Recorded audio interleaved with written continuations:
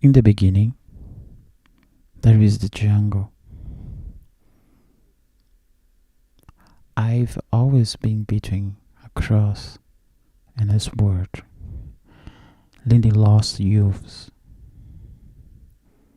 I could see her, she, in light and shadow. No flesh, no bones. Water, water, water.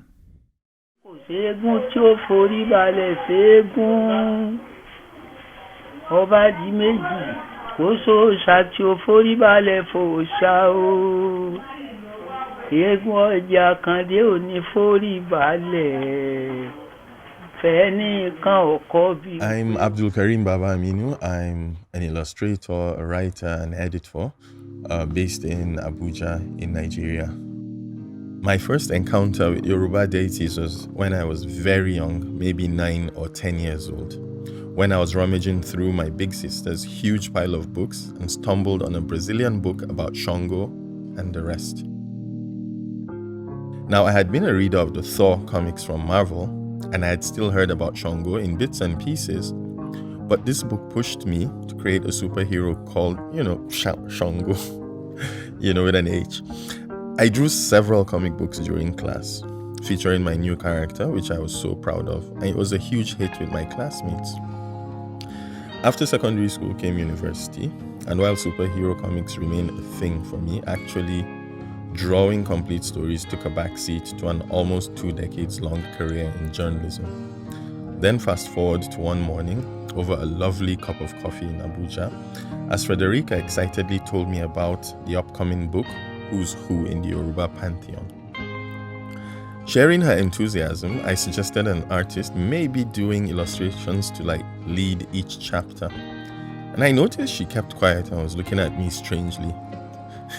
What? I asked, to which she replied, I'm looking at one right now. And so we both laughed, and that was it. I researched on my own, harassed the writers, looked up reference online, and even bought a book and special illustration pens just to get ready for the work. And that makes me very happy because I poured my heart and soul into all the 16 pen and ink drawings.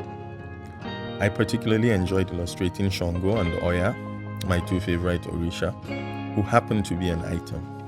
To be honest, being a part of this project is a massive personal honor for me, and the journey to the finished book kept me sane during lockdown, all the while being an incredible experience. And the stories fascinated me because, they had drama, they had, an interconnectedness, and I found it fascinating. So they remained in my subconscious until I stumbled on the Thor comics produced by Marvel Comics, and I now saw parallels between them, and I could see, Thor is a thunder god and Shango is a thunder god, and I could see how their stories could, intersect, and I found them quite interesting. So over the years, as I, grew up, I picked up bits and pieces of Yoruba mythology, and the stories continue to grow in my head. So basically, you could say I was exposed to it from a very early age. Now, the thing is, there are various books about them over the years, giving sort of different descriptions, but most of the basic, sort of elements are there. Like Shango would have cornrows, he would have his axe, he would wear a red, cloth, he would tie it around. There are those basic ones that are constant, no matter who is interpreting the visuals. So, I worked with that, and I sort of did a lot of back and forth with the writers, Tony Khan, Beju Akonde, and Jaman Anikulapo, which thankfully were very good friends. So we would harass each other about details, and it helped a lot, It would ground it in as much of what is known about those particular deities in the pantheon as possible. So there really shouldn't be any, limits to retelling or representing these things, because I mean, it's part of culture, it's part of history, it's part of a people's identity. So if anything, I would encourage it, at least to make it appealing for a new generation of Nigerians, or even a global audience, to experience, these important figures in Yoruba culture. Well, to be honest, a whole lot. I mean, it's a whole book, and it's been incredibly well researched. They spoke to a real life Babalawo, I mean, how much more authentic does it get? And then you find out that some of, the figures in the Yoruba pantheon are actually people who are believed to have, existed, actually existed and elevated to that status. So there's so much, interpersonal relationships. There are many lessons to learn. There are many layers to the characters that, you just won't know. And I feel it makes it accessible, like I said earlier, to a whole new generation. It makes it accessible to them, and who knows what they could do with this new information. I would say that's definitely, a yes, because I see, especially in the creative community, a lot of people are coming up with ideas to, expand on the stories or the mythos of the Orishas. And you see, like, Nigerian comic book companies, doing whole stories or series, related to, like, Shango, for instance. Really brilliant work, fantastic art, accompanied by brilliant writing. So I think what this book is going to do is to open up, the pantheon of Orishas to a new generation of readers, writers, artists, basically creators, to tell their own versions of these stories and add to what is existing. The possibilities are endless.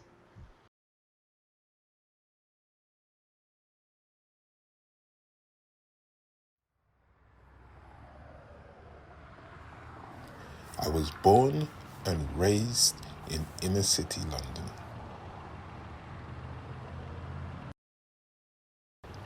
But I was reared on stories of warrior kings, mystical queens, and magical beings.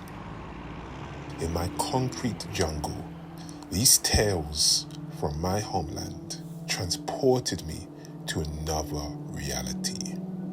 They took me to a world of wonder, of adventure, where anything is possible.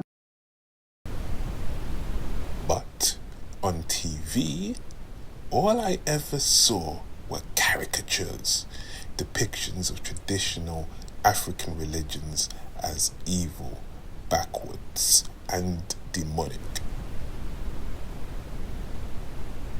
For generations, we had openly called out names like Shango, Oya, Olokun. But now we had been silenced. Silenced by generations of persecution. Silenced by generations of colonialism, murder, destruction, and torment.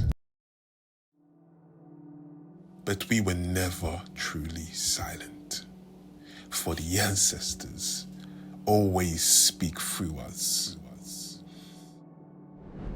So, in 2013, I decided to work on the rise of the Òrìṣà universe. It is an African superhero universe based on stories, deities, and concepts found in the Yoruba cosmology.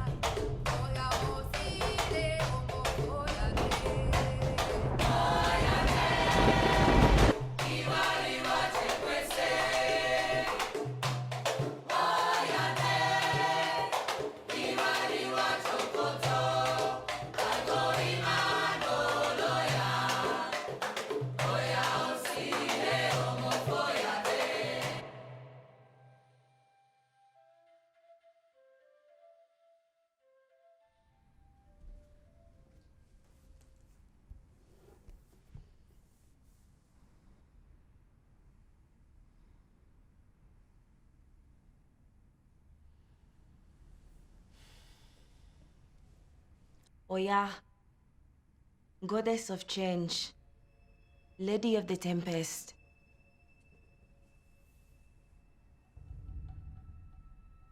In these times, you are our salvation.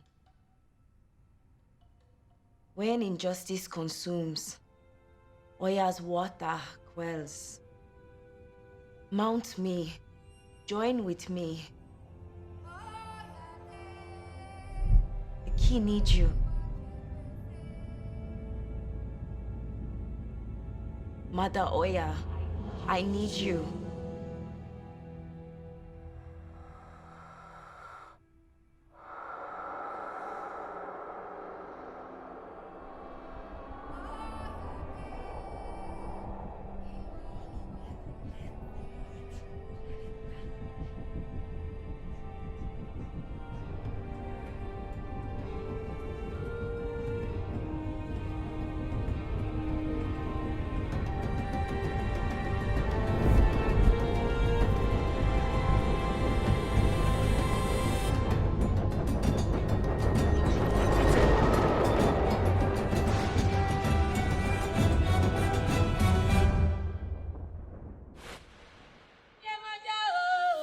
The first Òrìṣà I worked with were Osun, the opener of doors, and Oya, the Òrìṣà of the winds of change. And doors opened and change is happening. I've made friends from around the world and I'm learning from some amazing people on a similar mission. African spirituality is change. African spirituality is forces in dynamic motion, which have always been in motion. Yes, it's man's overinflated sense of importance that has led us to think we can control nature. We had the concept of Atunwa, which is reincarnation. That's the Yoruba word for reincarnation. We have the concept of Babatunde, the father has returned, which means father has reincarnated. Yeye Tunde, the mother has returned. So we've always had a concept of, what is it called, reincarnation. My own view is that Òrìṣà religion has a number of core principles and a number of principles that are the penumbra. The core principles will include what I call the primordial four, or maybe we can call them the eternal four, really. Olodumare, who we believe has always existed, Ifa, who has always existed, Ishu, and Obatala, those four entities have always existed. We have always told stories with words, with bronze, and with music. I'm doing the same thing, just with scripts and a camera. To me, the Òrìṣà are archetypes of our deepest human truths and the overriding natural laws that we all must live by. I believe whether it's a dream, a mountain, or just being in nature, the Òrìṣà, the ancestors, your higher self, will speak to you when you're transported to a realm beyond conscious thought. And that's all I aspire to do with my work. Teleport you to another realm. Because if we can go there in our minds, we can create it in reality. We can reshape the meanings that were forced upon us. And this is the thinking behind my latest piece called Aje and Bruja.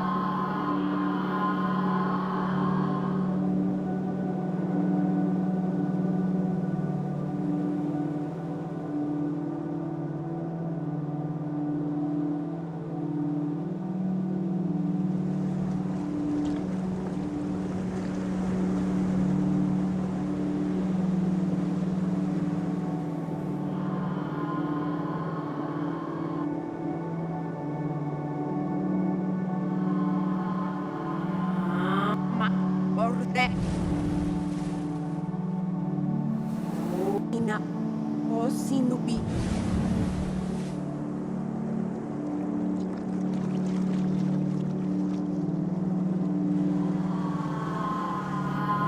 Aaron Sanusi. Aaron Sanusi.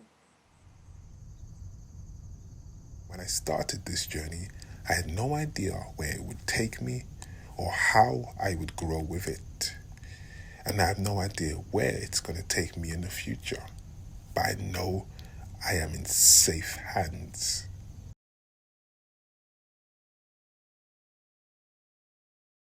Kò séégún tí ó forí balẹ̀ séégún. Ọba di méjì kò sóòṣà tí ó forí balẹ̀ fòòṣà o. Eégún ọjà Àkàndé ò ní forí balẹ̀. Fẹ́nìkan ọkọ bí ń pé o. Kò séégún tí ó. My name is Mukhtara Yussuf. I'm a Yorùbá from Ibadan, Nigeria. I am a decolonial designer, an academic scholar, a writer, an artist. My work is a living practice that exists in connection to nature, to emerging life, and to my personal healing, ancestral healing, and to collective healing. I am a weaver, literally and figuratively. I weave as my maternal grandfather did, and as his father did. I weave man-made waste whole again. I use weaving as a way to tell new stories, to tell of new possibilities. I weave in various mediums. I weave between binaries, science and art, spirituality and politics. I weave as a form of world mending, as a means of healing the psyche and the heart, of putting this broken world back together again.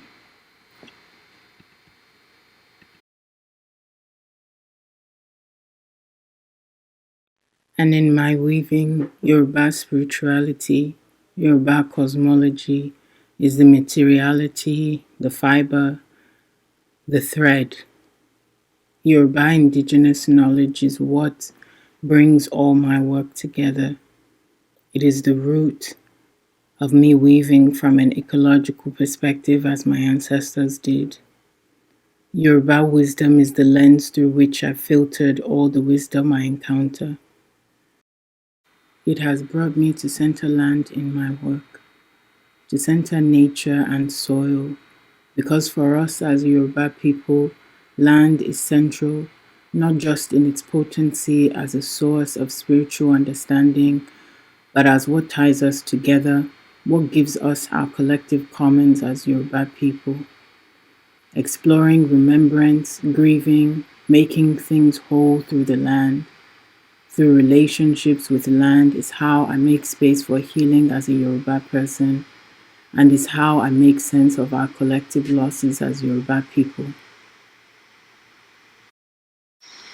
My most recent projects center land and soil as core to individual and collective healing. And in one recent work, I explore soil as a means of communication with Yorùbá ancestors by creating music through the soil of my ancestors' burial sites in a cemetery.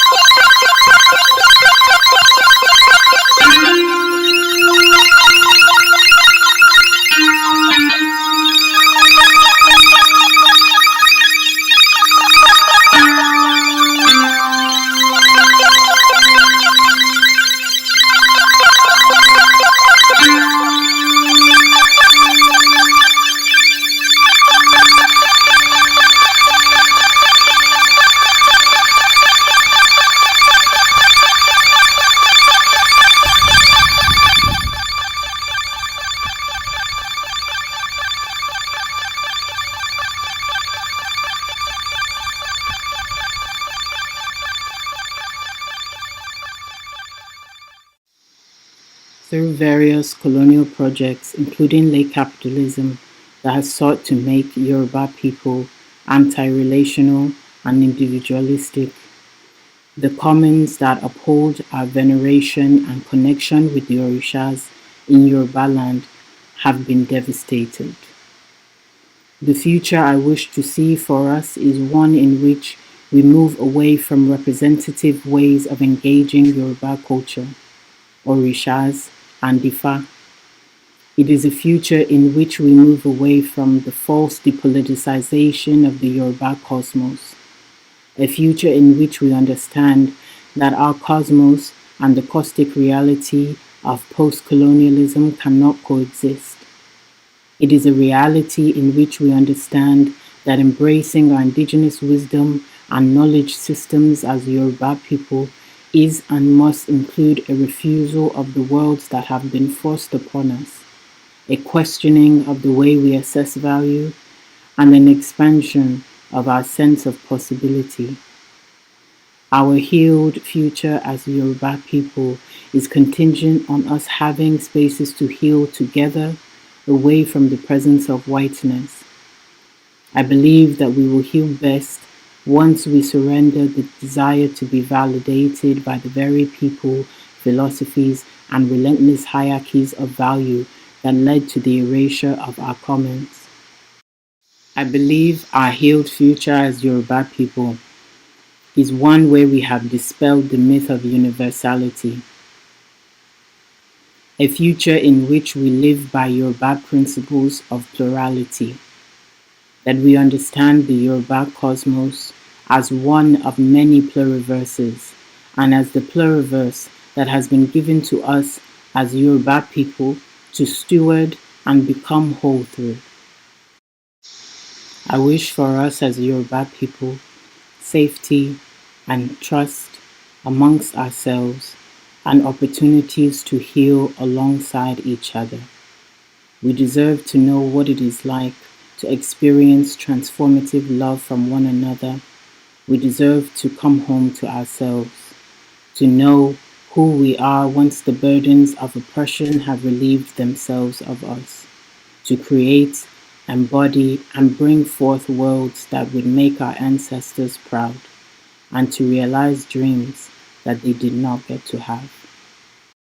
a ní kò séégún tí ó forí balẹ̀ séégún ọba di méjì ìwọ náà mọ̀ kò sóòṣà tí ó forí balẹ̀ fòòṣà o eégún ọjà Àkàndé ò ní forí balẹ̀ fẹ́nìkan ọkọ bí ń pé o kò séégún tí ó filẹ̀ kówó kò sóòṣà tí ó filẹ̀ sọ̀fà o kò séégún tí ó fi inú jó fẹ̀yìn jó bí ọba di méjì àdàgìrà ṣe irọ́ ni wọ́n ń pa èké ni wọ́n ń ṣe.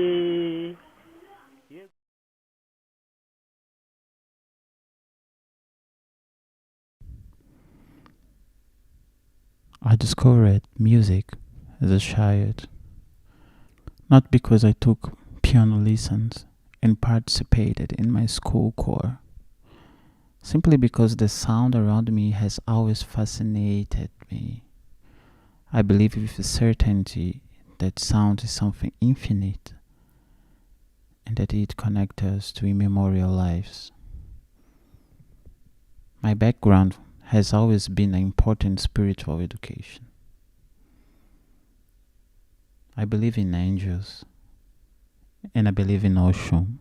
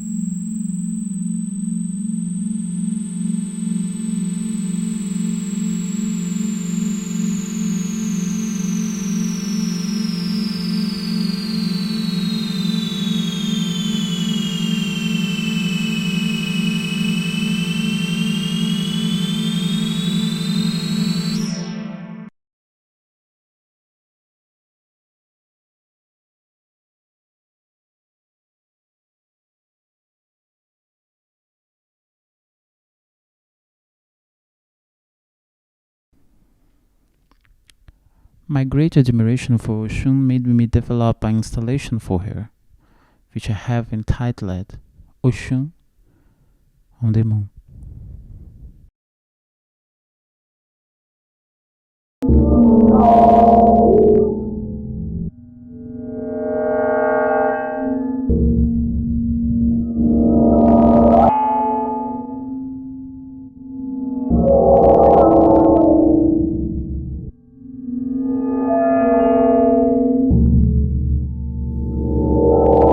Due to a feeling of ignorance and toxic patriarchy, the sweet mother, Osun, went to live on the moon.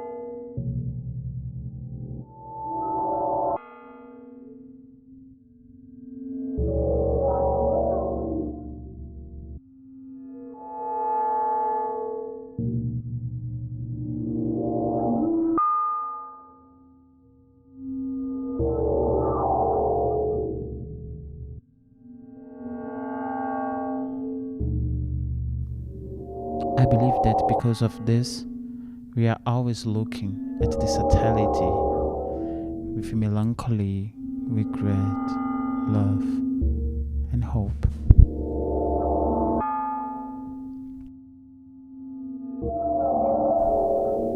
My dear Osun, come back to our lives.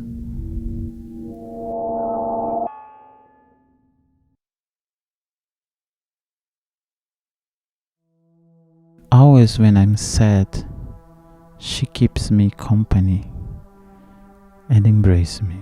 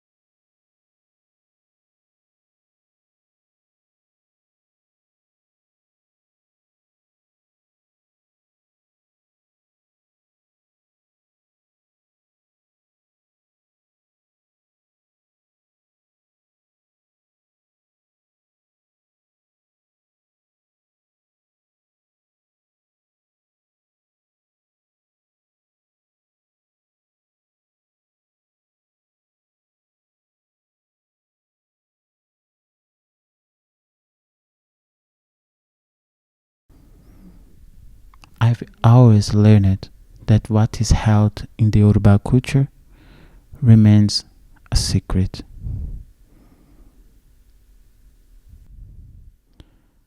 It is the mystery that keeps the meaning of life.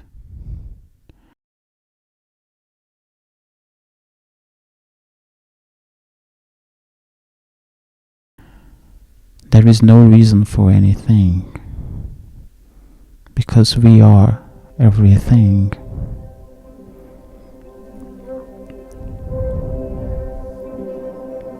When I became sick in 2020, and I was alone in a hospital bed, thinking how brief life it is, I felt how fragile time is, how fragile our feelings, memories. I had lost my love, and I had to go down alone into the dark depths of abandonment.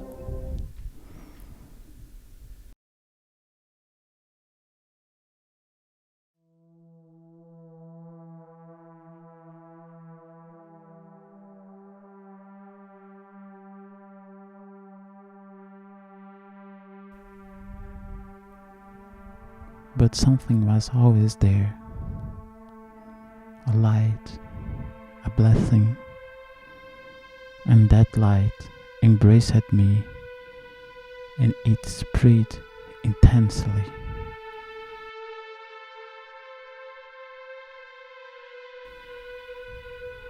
Full.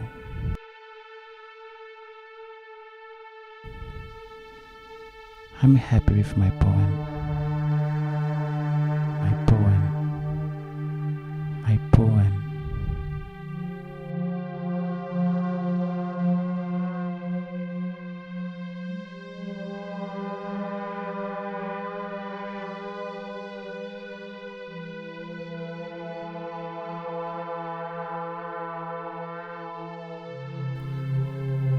Today I see that my ancestors saved me in every way a person could be saved, even lost in a long and tiring diaspora with a faulty memory, fragile and bruised, feeling full of my strength, of the sweet waters that surround me.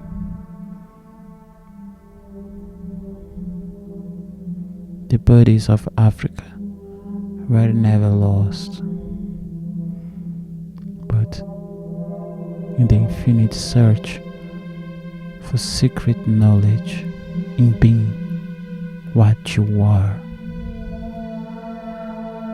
there will always be a home for that which is silent inside of us.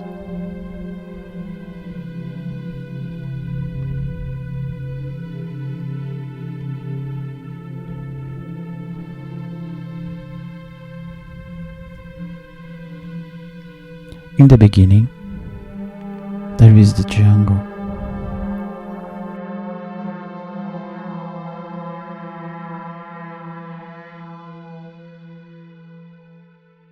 Eégún tí ó forí balẹ̀ f'eégún, ọba di méjì, kò sóòṣà tí ó forí balẹ̀ f'òòṣà o. Eégún ọjà Àkàndé ò ní forí balẹ̀ fẹ́nìkan ọkọ bí ń pé o, kò séégún.